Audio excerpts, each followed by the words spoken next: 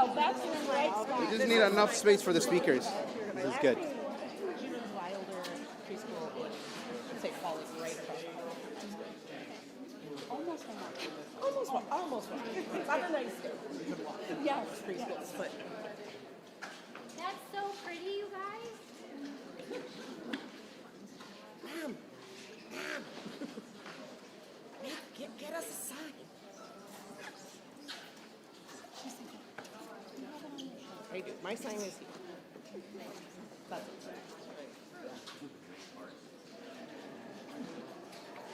Nice. Accurate. Yeah, so true. Yes. We see what you're doing, Lisa.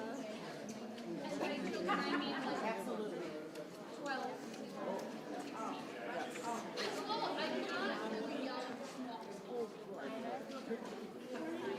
Yeah. Got any clear signs? I think there's still a couple. Yeah, there were a bunch of them that were already It's done. on your shoulders. I'm going to get out of the way for you. I'm seeing some.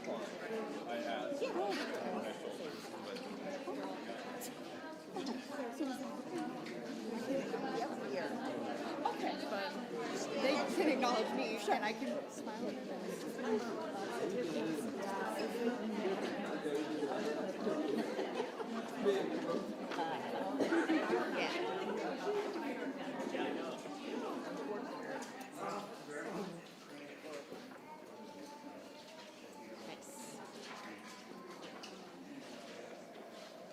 All right, thank you, everybody. Breathe, and we'll be ready in a few minutes.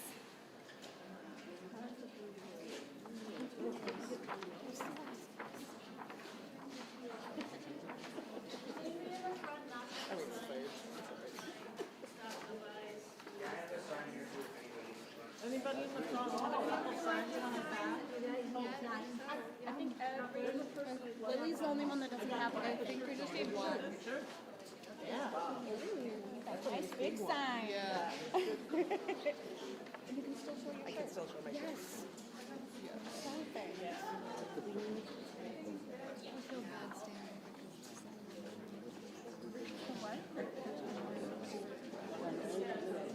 That's a good sight. Oh my gosh. It's going great. The Aztec dancers were there, people were singing, there was all this stuff going on. I was like, I want to get a picture. So I went to go find out this. Yeah. In front of like Everybody's eyes are going to be a story and a half high. And I just went, whoop, and I turned to go to the top, like, whoop, there she goes. I was like, I was just laying there. And two people ran up and they were like, are you okay? And I was like, I was fine. Amazingly, I had like a bruised shoulder the next day, but I just like laid there for a minute, letting it wash over me, and I was like, Sean was like, I got a picture of this, yes.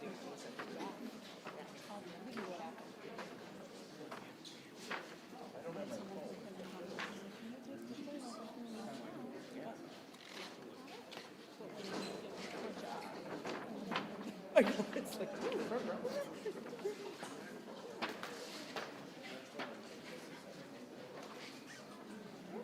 You're gonna pick it up? You gotta show them. You gotta show the kids.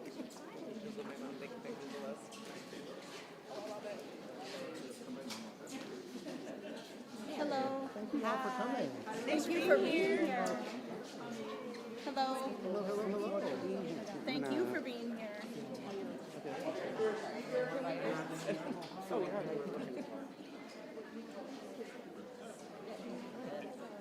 Nowhere to put my work. Oh, yeah. Maybe you want to put Maybe a couple. I'll get your point. Okay, I'll offer.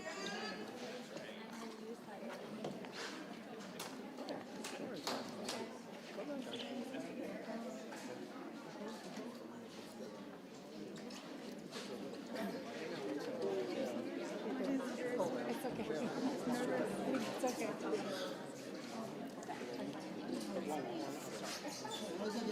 Oh, it's fine.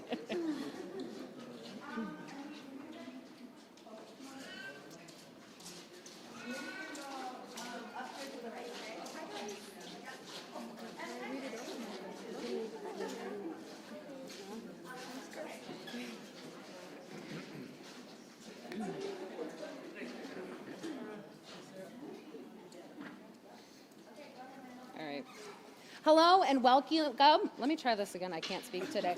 Hello and welcome. Thank you all for being here today. I'm Amanda Schillinger, and I'm a Child Care Center Director. My name is spelled AMANDASCHILLINGER. Many people in our child care community are afraid to come forward and share their stories today because they are being targeted. I am glad to be able to be here today to speak in support of them. Here's what I would love to be doing right now today as a Child Care Center Director. I would love to be singing and dancing and playing and reading with children. I'd love to be welcoming families and supporting staff.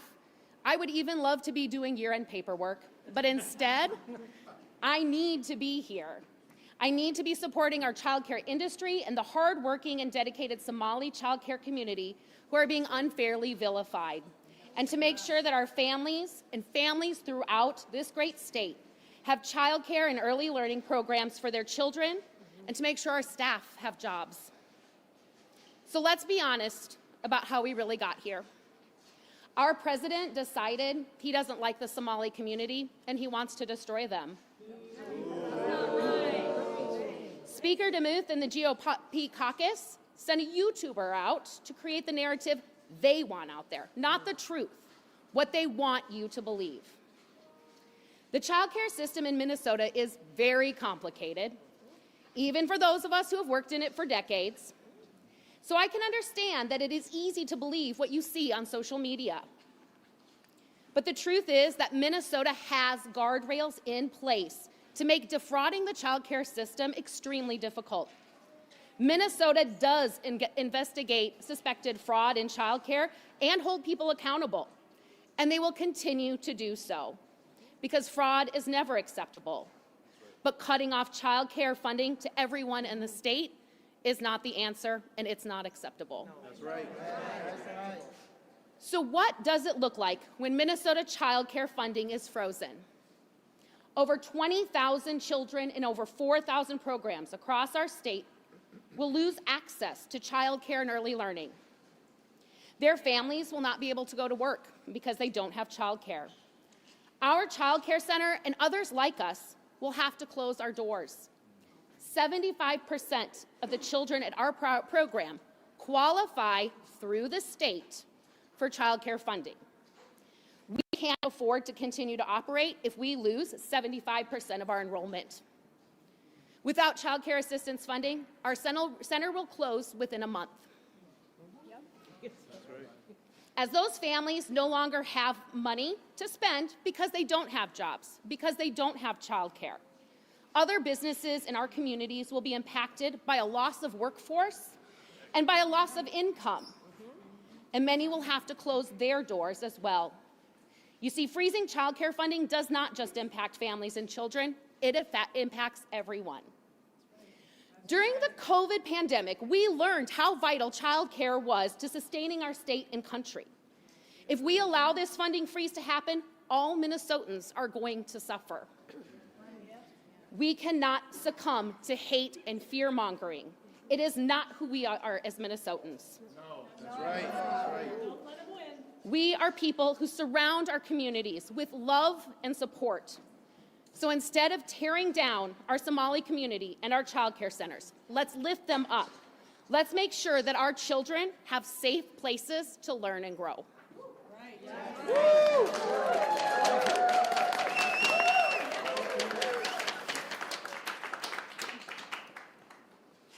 Good morning, everyone. I'm not much of a good speaker, but I'll try my best. My name is Deco Noor. I'm a parent who receives federal funding for childcare for my kiddo. Over 20,000 kids will lose access to childcare programs. And that, that 20,000, thousands of children rely on childcare, and thousands of parents rely on childcare. Therefore, if childcare will, oh my God. Take your time. I'm currently a medical student. I rely on childcare. I work. If childcare is cut, I'm unable to work or go to school. I understand fraud is bad.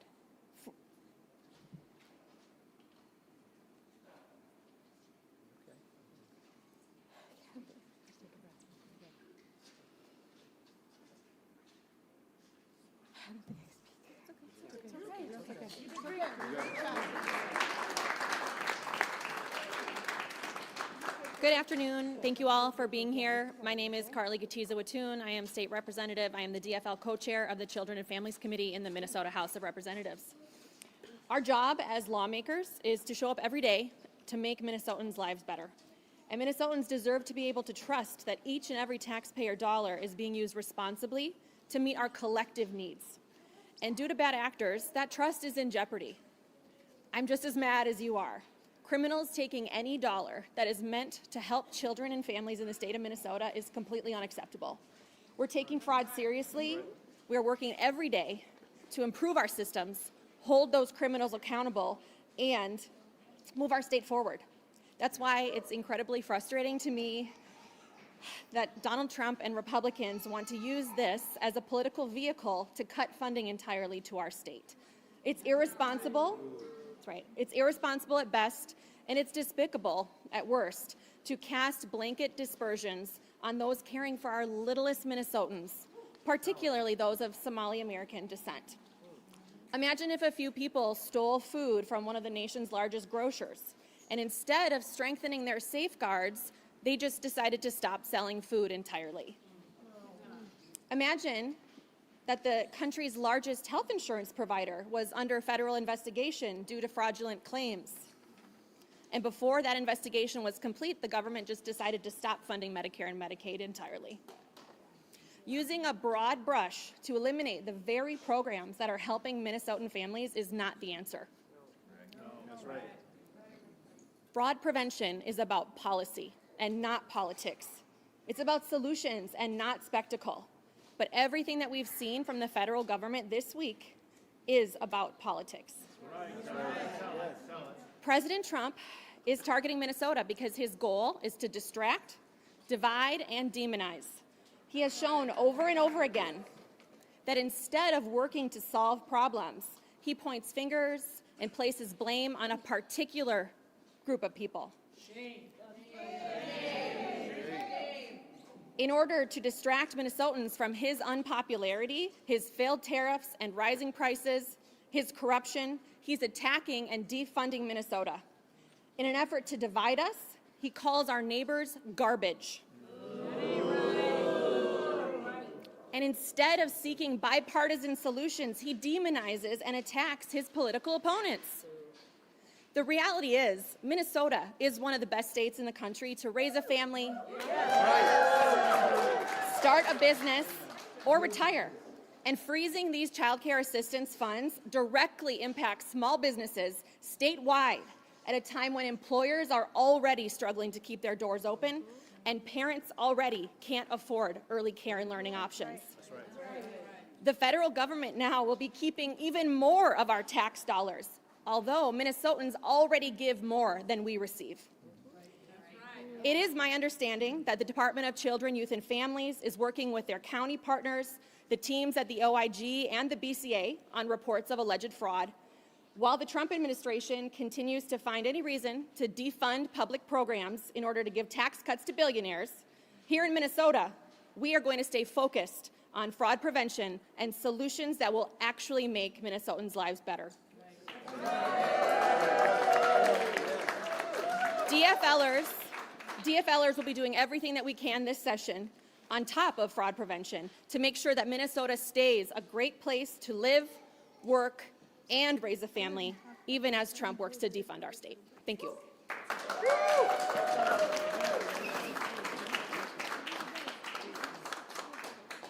Hi, my name is Karen Marotz, C-A-R-I-N-M-R-O-T-Z, and I work in the Minnesota Attorney General's office, and I'm here to share a statement from Minnesota Attorney General Keith Ellison. The Trump administration is threatening funding for the essential child care services that countless families across Minnesota rely on, apparently all on the basis of one video on social media. To say I am outraged is an understatement. Let me be clear, fraud is unacceptable and individuals responsible for it should be prosecuted. I've been holding fraudsters and scammers accountable for years and will continue to do so. Since I was first elected Attorney General, my office has prosecuted over 300 cases of Medicaid fraud and won over $80 million in judgments and restitution. And that's not counting our success in going after private sector scammers who rip off Minnesota consumers. Last year, I led a bipartisan push at the Minnesota legislature to expand the resources and tools available to my Medicaid fraud team, and I plan to do that again this year. What I will not do, if it is all within my power, is let the Trump administration devastate funding for services that Minnesota families depend on to afford their lives. We've seen this move before. In mid-December, the Trump administration gave 4 counties in Minnesota 1 month to conduct in-person interviews with almost 100,000 households that receive SNAP benefits to re-verify their eligibility. This demand was both impossible to complete and unnecessary, as SNAP recipients are already re-verified roughly once a year. The Trump administration threatened to cut off food support for almost 500,000 Minnesotans, including over 150,000 children, if Minnesota did not comply with this impossible demand. Just last week, I sued to stop that cruelty. And not for the first time, I filed this latest lawsuit just 6 weeks after I sued the Trump administration to stop the Trump administration from taking food off the tables of low-income Minnesotans during his government shutdown, and we won.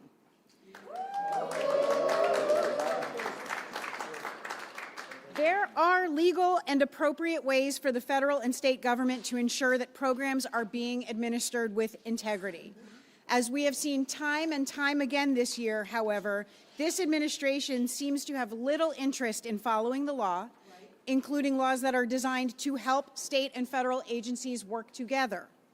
My team and I are exploring all our legal options to ensure that critical child care services do not get abruptly slashed based on pretext and grandstanding. This hasty, scorched earth attack is not just wrong, it may well be illegal, and my team and I remain committed to protecting the people of Minnesota to the fullest extent of the law. Thank you. Thank you.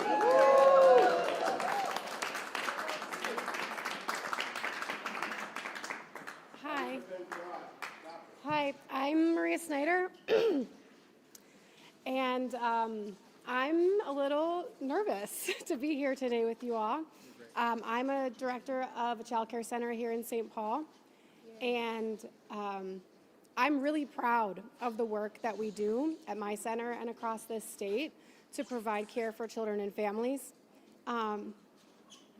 Deco just let me know that she had to skip school today, and she just got emotional being here, and I feel like we all are feeling that same way, like it's just the emotions are right there. It's not lost on me that there are providers who would want to be here but are afraid to be here. We all know, like Melissa Hortman served here at this Capitol, Senator Hoffman continues to serve, and I'm here to speak because God didn't give me a spirit of fear. And I'm here to speak up on behalf of children and families and providers. Right. And no one invites children to come speak at these things. So here I am, you get me. My center was opened by my mom in 1998. She was a family advocate, and she saw that there was a really huge need for affordable childcare that was full-time in our city. So she opened our center, and like I said, we've been really proud to accept child care assistance from the beginning because we believe that every child deserves access to high-quality early learning. Yes. Yes. Right. Yes. Many of the families at my center are one paycheck away from becoming homeless. I'm not exaggerating. If child care assistance is turned off, children can't come to care. That means their parents can't go to work. If they don't go to work, they don't get paid. They risk losing their jobs. If that happens, they cannot make their rent check that month. Many families in Minnesota are living paycheck to paycheck as it is. That's not right. It's not right. And I'm emotional too, so I apologize. I'm doing my best. In many cases, child care assistance is a crucial piece of survival. I'm generally scared for what can happen next if funding is stopped, and I can't help but think that this is part of a larger designed plan and strategy to cut public funding. And I do see some signs over here that say stop fraud, and I agree, stop it. There are wait lists for these programs that are years long. There is fraud,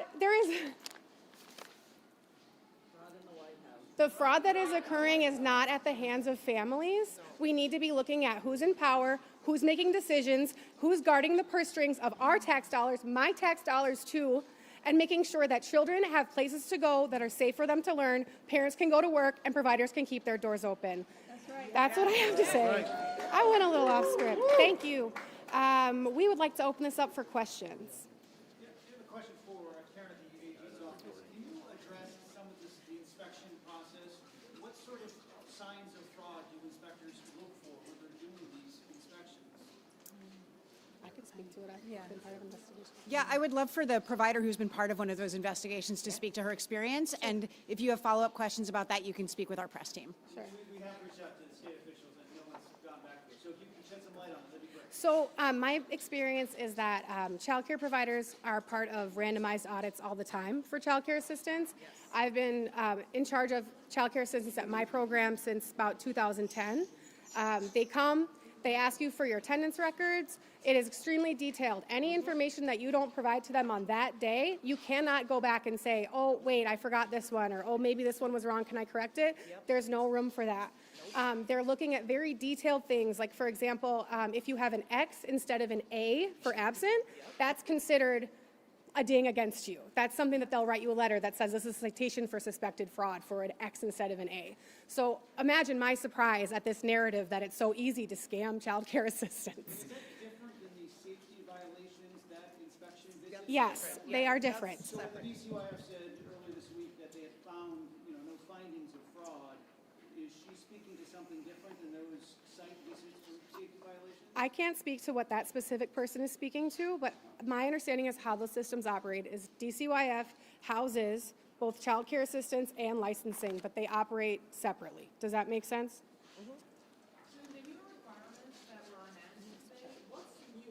Me. Compared to what? Compared to the process you just described, what are you being asked to do now? What is different? What's your understanding of that? I don't have a very good understanding of that. I have seen what you have all seen from the federal government, which was a tweet that said photos and receipts. Like I said, we're family-owned business, so my mom called me and said, well, write to them and tell them that we'll, whatever they want, we'll send. And we will, because we want kids to come to our centers. So right. I have no problem complying with anything that they want. Okay. I just wanted to step in and I address briefly the question about whether or not the health and safety visits are corresponding with some of the reports of fraud. It's my understanding that some of these more recent allegations of fraud are based on the idea that there aren't any children in these centers, and that they're falsifying attendance records to gather taxpayer dollars for children who aren't actually attending the program. But when DCYF investigators go and check on health and safety visits, they usually see children at the centers, so I think that they are connected, but perhaps not in the way that you're asking. They're looking at how many kids each time they're going in. Is that your understanding? I don't. Yes, they do. Ask us. Yes, count our kids every time they come to visit. Every day. How many kids are enrolled? How many kids are here today? Who signed them in and out? How many kids are on the road? Next. Results from the DCYF investigations on Monday where they went and checked the child care centers that were keeping video? Right, yes. So I am not able to speak to that as it is an ongoing investigation, but we have reached out to the department. We are in touch with them. We're looking for, to hear back on the standard review. Yep. Question. Can you speak about the different times that daycare is open? The hours. Specific hours, after school hours, maybe? Oh, right. Well, I think, every daycare center gets to set their own hours. We have very few centers in Minnesota that operate outside of typical business hours between maybe 6 a.m. and 6 p.m., depending on their location. In fact, I think it would be really beneficial if we could expand upon that for folks who work third shift and folks up on the Iron Range who work non-traditional hours as well. Yep. So that's something that we're actually considering in committee and how we can support providers. But it just is different at every center. think. So. Representative, you've mentioned that this broad strokes approach is not appropriate in your view from the federal government. Standing here today, whether it's the daycare centers that were included in that video or in other parts of Minnesota, are you confident based on your work in this chamber that there is not any widespread fraud going on? You know, it's very difficult to prove a negative. I think that we have to be very careful when we base allegations on the amount of funding that goes to child care providers for providing child care. We can't just look at the amount of money that they've billed and then say, where are these millions of dollars going? Child care is very expensive. Minnesota is one of the more expensive states in the nation to afford child care. And we break it down, if we do simple back of the napkin math, you know, you divide 1.4 or $1.7 million by 52 weeks, it's closer to $32,000. You divide that by 40 hours a week on average, you get closer to $817 per child. These aren't exorbitant amounts of money, they're just real numbers because it is costly to provide quality care for kids. Yes. Talk about exactly when they will feel the impact of the freeze. Is that, you wanted to speak to that? I would love information on that. I don't have any. We have not been given any. I don't know. When do you typically receive the equivalent of a check? We get paid after services are rendered. So we complete our billing process. We submit them to the county for payment. I believe the statute is within 21 days of the receipt of the bill we're supposed to get paid. Your guess is as good as mine if we're going to get paid or not. There's a question down here, sorry. In the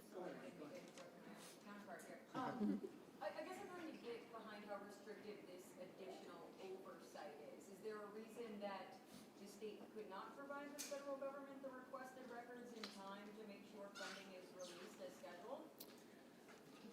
So if I'm understanding your question correctly, you are asking about like the photos and the information that was put out via social media instead of an actual official letter to our state government, which seems like a weird way to govern to me, but nonetheless. Yes, after the fact, after the tweet came out. So, you know, we're gathering, DCYF is gathering information as best they can. They've done much outreach to the federal government to try to clarify. But as of right now, I mean, we have not been requiring photos of some of these logs, these sorts of things. And it is something that we can take under guidance when we return to the legislative session. And that's something that we've been doing for years, actually, working on child care assistance and strengthening the program integrity. We've been working on all of that with the new Department of Children, Youth, and Families. And I think that just it's happening so quickly that we just have to make sure that we are getting clarity on what they're actually asking for and what they're going to be requiring.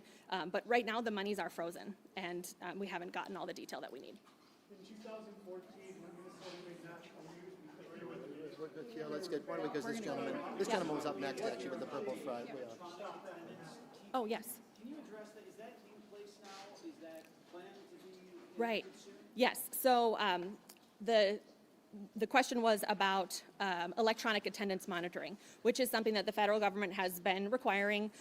Minnesota has gotten a waiver for it over past years, and we have appropriated funding for the program. It will be going into effect actually in June of 2026. So we're just months away from full implementation of that, but it has been an ongoing work. And we'll be happy to answer further questions. We're going to have to wrap things up at this point. We're so grateful to all of you for being here and for all of your work. We'll continue to talk. Thank you so much. And many thanks to all of you. Thank you. Happy New Year. We're going to take this down. Thank you. All right, everyone, thank you all for coming. We're good to go, so thank you all for being here. Appreciate it. Thank you all. Take care, everyone. I have my water.